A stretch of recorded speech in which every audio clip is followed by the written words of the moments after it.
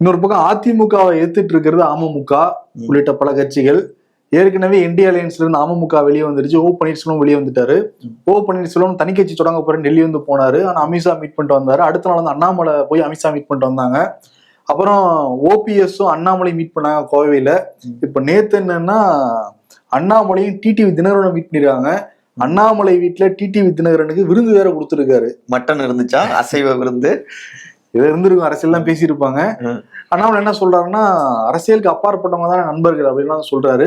அவர் திருப்பி டெல்லி கிளம்பி போயிருக்காரு. அதுக்கு என்ன சொல்றாரு அப்படின்னா, இந்த சார் பணிகள்லாம் முடிவடைய போகுதுல, அதனால பிஜேபியில உயர்நிலை கூட்டம் வந்து நடக்க போகுது, அதுக்காக தான் நான் போறேங்கிற மாதிரி சொன்னாரு.